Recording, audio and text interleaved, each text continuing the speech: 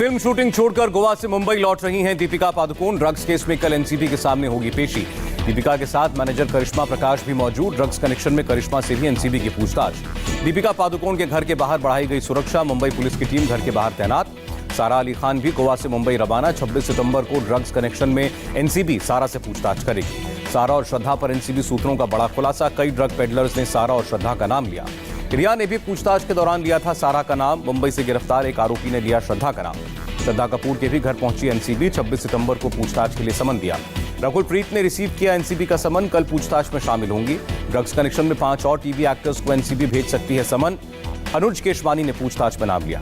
Drugs case की जांच करण जौहर की कंपनी तक पहुंची। एनसीबी ने धर्मा प्रोडक्शंस के डायरेक्टर क्षितिज प्रसाद को पूछताछ में शामिल होने के लिए नोटिस भेजा। ड्रग्स केस में सिमोन खंबाटा से पूछताछ खत्म। 4.5 घंटे तक एनसीबी के अधिकारियों ने सवाल जवाब किए।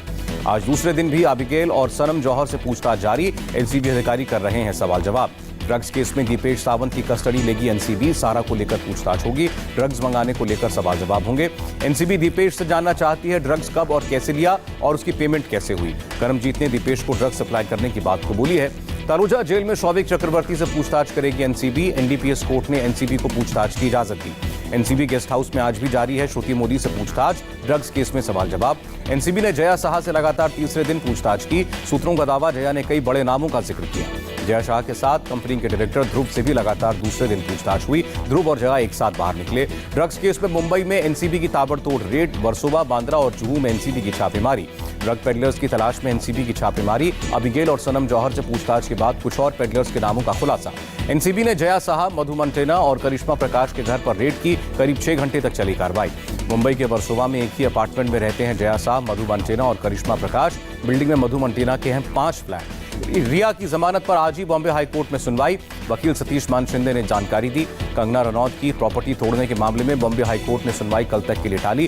बीएमसी के अधिकारी ने जवाब देने के लिए मांगा 2 दिन का वक्त। कोर्ट ने बीएमसी को फटकार लगाई। कहा तोड़ने में बिल्कुल समय नहीं लिया, जवाब देने के लिए समय मांग रहे हैं। जम्मू कश्मीर के पुलवामा और सुरक्षा बलों और आतंकियों के बीच मुठभेड़। सुरक्षा बलों ने एक आतंकी को मार गिराया। इलाके में 2 और आतंकियों के छिपे होने की खबर थी।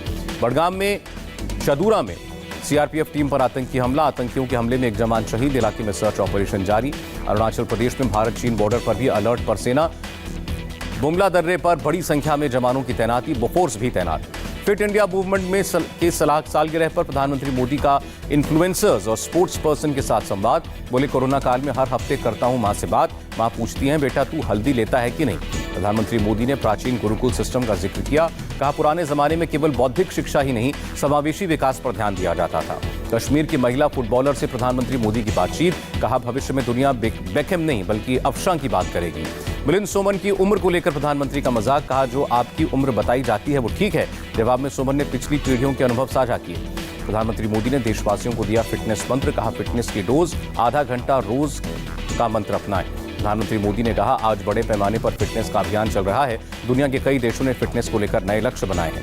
प्रधानमंत्री मोदी का टीम इंडिया के कप्तान विराट कोहली के साथ संवाद। कोहली ने कहा खेल में फिटनेस की डिमांड तेजी से बदली। फिटनेस सेशन मिस होने पर बहुत बुरा लगता है। कृषि मंत्री ने विपक्ष पर निशाना लगाया। कहा व्यक्तिगत लाभ के लिए कृषि बिल का विरोध। पहले मनमोहन सिंह और पवार भी चाहते थे बदलाव।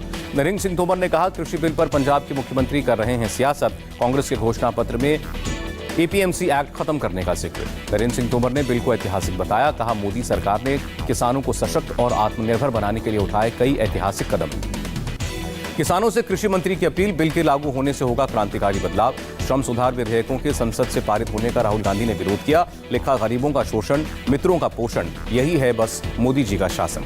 केंद्रीय मंत्री मुख्तार अब्बास नकवी ने राहुल गांधी पर पलटवार किया। कहा राहुल लफ्फाजी का लॉलीपॉप हो गए हैं। रोज कहीं से उधार की कविता लिखकर ट्वीट करते हैं। केंद्रीय मंत्री स्मृति ईरानी का कांग्रेस पर वार। कहा 10 साल सरकार में रहे, नहीं लागू की स्वामीनाथन रिपोर्ट। स्मृति ईरानी ने कहा प्रधानमंत्री मोदी ने 6 साल में देश के हित में काम किया। बिचौलियों से भारत मुक्त होगा। एमपी के मुख्यमंत्री शिवराज सिंह चौहान ने कांग्रेस पर निशाना साधा। कहा झूठ बोलना और भ्रम फैलाना कांग्रेस की फितरत। प्रधानमंत्री मोदी का नाम सुनकर सपने में भी चौंक जाते हैं और उठकर करने लगते हैं विरोध। शिवराज सिंह चौहान ने तीनों बिलों को किसान के हित में बताया। कहा बिल का विरोध सिर्फ मोदी जी का विरोध नहीं, किसानों का विरोध है। इसे सहन नहीं करेगा किसान। पूर्व सीएम कमलनाथ ने किया पलटवार। बीजेपी पर झूठ की राजनीति करने का आरोप लगाया। कहा उपचुनाव में मध्य प्रदेश की जनता सच्चाई का साथ देगी। मतदाता बहुत समझदार है। कृषि बिल के विरोध में अमृतसर में किसान मजदूर संघर्ष का रेल रोको आंदोलन। रेलवे ट्रैक पर बैठे प्रदर्शनकारी। केंद्र सरकार के खिलाफ की नारेबाजी। विधेयक के विरोध में आज से 26 सितंबर के बीच पंजाब में रेल रोको आंदोलन। कई किसान संगठन ट्रेनों को नहीं चलने देने का ऐलान कर चुके हैं। आंध्रा के विजयवाड़ा में बीजेपी कार्यकर्ताओं का प्रदर्शन। डीएम ऑफिस के बाहर प्रधानमंत्री मोदी और यूपी के सीएम योगी आदित्यनाथ के खिलाफ अमर्यादित बयानबाजी पर जताई नाराजगी। बठिंडा में आम आदमी पार्टी का प्रदर्शन। सुखबीर सिंह बादल और हरसिमरत कौर के दौरे का विरोध। किसान बिल का विरोध जताया। प्रधानमंत्री मोदी 3 अक्टूबर को हिमाचल प्रदेश जा सकते हैं। अटल टनल का उद्घाटन करेंगे। यूपी में महिलाओं के साथ अपराध करने वालों पर सीएम योगी सख्त। ऑपरेशन दुराचारी लॉन्च। चौक चौराहों पर लगाए जाएंगे पोस्टर। बिहार में महागठबंधन से अलग हो सकती है उपेंद्र कुशवाहा की राष्ट्रीय लोक समता पार्टी। आज राष्ट्रीय और प्रदेश कार्यकारिणी सदस्यों की बैठक बुलाई। बीआरएस लेने पर विवादों में घिरने पर बोले बिहार के पूर्व डीजीपी गुप्तेश्वर पांडे, मुझे चुनाव लड़ने के लिए सुशांत जैसे मामलों की जरूरत नहीं, संघर्ष करने से नहीं डरता। गुप्तेश्वर पांडे ने कहा, राजनीति में मेरा कोई गॉडफादर नहीं, कोई पॉलिटिकल बैकग्राउंड नहीं, चुनाव लड़ने की प्रबल संभावना है, कहां से लड़ूंगा तय नहीं। दिल्ली दंगा केस में 22 अक्टूबर तक जेल में रहेगा जेएनयू का पूर्व छात्र उमर खालिद। कोर्ट ने न्याय की हिरासत में भेजा। पुलिस ने खालिद के खिलाफ यूएपीए के तहत दर्ज किया है केस। वाराणसी में मुख्तार अंसारी गैंग के गुर्गे मिराज अहमद को पकड़ने के लिए 20 जगहों पर छापे। अदालत ने जारी किया है गैर जमानती वारंट। यूपी के बलरामपुर में गैंगस्टर पर पुलिस का एक्शन तेज। गैंगस्टर अहमद सई की करीब 90 लाख से ज्यादा अवैध संपत्तियों को जब्त किया गया। गौकशी समेत 2 दर्जन से ज्यादा मुकदमे दर्ज हैं। यूपी के संभल में गैंगस्टर राकेश कुमार की संपत्ति कुर्क। प्रशासन ने मुनादी कराकर दुकान को सील किया। यूपी के सीतापुर में भूमाफियाओं के खिलाफ अभियान। प्रशासन ने एक भूमाफिया की 5 करोड़ से ज्यादा की संपत्ति जब्त की। इटावा में मामूली विवाद में फल व्यापारी पर जानलेवा हमला करने वाला आरोपी गिरफ्तार। सीसीटीवी में कैद हुई थी हमले की तस्वीर। तेलंगाना के मुल्काजगिरी में एंटी करप्शन ब्यूरो ने एसीपी वाई नरसिम्हा रेड्डी के ठिकानों पर छापा मारा। करीब 70 करोड़ की संपत्ति का पता चला। सूरत में बड़े ड्रग्स रैकेट का पर्दाफाश। पुलिस ने 1 करोड़ 33 लाख का ड्रग्स जब्त किया। 3 तस्कर गिरफ्तार। कोझिकोड एयरपोर्ट पर एक यात्री से 350 ग्राम सोना बरामद। कार्डबोर्ड शीट के बीच छिपाकर ले जा रहा था 17 लाख का सोना। कोरोना के कारण दिल्ली के डिप्टी सीएम सिसोदिया एलएनजेपी अस्पताल में भर्ती। बुखार और ऑक्सीजन का स्तर गिरने के बाद एडमिट हुए, हालत स्थिर। मास्क नहीं पहनने वाले बयान पर नरोत्तम मिश्रा की सफाई। अपने बयानों के लिए खेद जताया। लोगों से मास्क पहनने और सोशल डिस्टेंसिंग का पालन करने की अपील।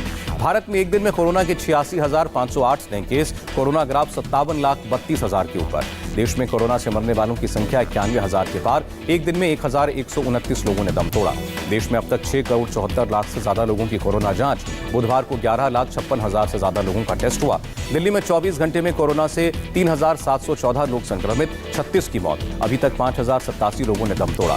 दिल्ली के आईटीबीपी कोरोना केयर सेंटर में बीमारी को मात देकर घर लौट रहे लोगों का किया गया सम्मान। कोरोना वॉरियर्स ने तालियां बजाकर हौसला बढ़ाया।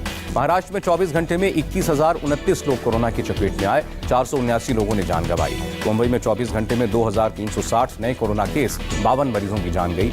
यूपी में कोरोना से 87 और लोगों की मौत। एक दिन में 5,000 से ज्यादा लोग संक्रमित। सूरत की मास्क बनाने वाली कंपनी का दावा 95% वायरस को रोकने में सक्षम है। उसके यहां तैयार किया गया मास्क। शिमला में सार्वजनिक जगहों पर मास्क नहीं पहनने पर सरकार सख्त। पुलिस ने काटा चालान। बिहार में कोरोना की 1,609 नए केस। एक्टिव मामलों की संख्या 13,535 हुई। अहमदाबाद में फिर कोरोना केसों में बढ़ोतरी। नगर निगम ने बढ़ाए कोरोना टेस्ट। मिजोरम में 24 घंटे में कोरोना के 46 नए केस। संक्रमितों की संख्या 1,759। कोरोना संकट के बीच कश्मीर में युवाओं की नेक पहल। श्रीनगर में टिफिन सेवा शुरू की। कोरोना वैक्सीन को लेकर बोले अमेरिकी स्वास्थ्य विशेषज्ञ, दिसंबर तक वैज्ञानिकों को मिल जाएगी सही जानकारी। कहा, कई वैक्सीन पर चल रहा है काम। ऑस्ट्रेलिया में समुद्र तट पर फंसी पायलट व्हेल मछलियों को बचाने की कोशिश। अब तक 380 व्हेल्स की हो चुकी है मौत। सुप्रीम कोर्ट ने फेसबुक इंडिया प्रमुख को दी राहत। दिल्ली विधानसभा पैनल को 15 अक्टूबर तक कोई कार्रवाई नहीं करने को कहा। श्रद्धालुओं के लिए खुला माता वैष्णो देवी का दरबार। रोजाना जम्मू कश्मीर के 4,000 भक्त कर सकेंगे पूजा अर्चना। जम्मू कश्मीर के बाहर से आने वाले केवल 1,000 भक्तों को मिलेगी एंट्री। दर्शन से पहले ऑनलाइन या ऑफलाइन बुकिंग करानी होगी। आंध्र प्रदेश के सीएम जगन मोहन रेड्डी ने तिरुमला के बालाजी मंदिर में की पूजा। ब्रह्मोत्सव कार्यक्रम के तहत गरुड़ सेवा उत्सव में भाग लिया। मुंबई में वेस्टर्न रेलवे रूट पर लोकल ट्रेन शुरू। भारी बारिश के कारण बाधित हुई थी रेल सेवाएं। मुंबई में कई इलाकों में पूरे दिन सड़कों पर भरा रहा पानी। सरकारी दफ्तरों में बुधवार को करनी पड़ी छुट्टियां। पानी में डूबा मुंबई का एल्फिंस्टीन इलाका। सही निकासी न होने की वजह से इलाके में भरा पानी। मुंबई में मराठा मंदिर के पास पानी में डूबी गाड़ियां। आसपास के घरों और दुकानों में भी पानी भरा। मुंबई के नायर हॉस्पिटल में भी घुसा बाढ़ का पानी। कोरोना मरीजों और हॉस्पिटल स्टाफ की परेशानी बढ़ी। मुंबई के गेटवे ऑफ इंडिया के पास समंदर में गिरा एक शख्स। गश्त कर रही पुलिस ने बाहर निकाला। सूरत में ओएनजीसी प्लांट की पाइपलाइन में लगी आग। लगातार हुए 3 धमाके। आसमान में उठी आग की लपटें। ओएनजीसी प्लांट से 4 किलोमीटर दूर तक सुनाई दी धमाके की आवाज। ब्लास्ट की वजह साफ नहीं। ओएनजीसी प्लांट के अंदर पहुंची एम्बुलेंस। अभी तक किसी के हताहत होने की कोई जानकारी नहीं। दिल्ली के कड़कड़डूमा के आदित्य मॉल में आग। फायर ब्रिगेड की 8 गाड़ियों ने आग पर काबू पाया। नोएडा के सेक्टर 59 में एक ऑफिस कॉम्प्लेक्स में लगी भीषण आग। दमकल टीम ने 100 से ज्यादा लोगों को सुरक्षित निकाला। पंजाब के डेरा बस्सी में निर्माणाधीन इमारत ढही, 4 की मौत, कई लोगों के दबे होने की आशंका। राहत और बचाव का काम जारी। पश्चिम बंगाल में भारी बारिश, जलपाईगुड़ी में कुछ इलाकों में जलभराव, रिहायशी इलाकों में पानी जमा होने से लोग परेशान। और दार्जिलिंग में भारी बारिश के बाद लैंडस्लाइड, पहाड़ों से पत्थर गिरने से पश्चिम बंगाल सिक्किम को जोड़ने वाला हाईवे बंद।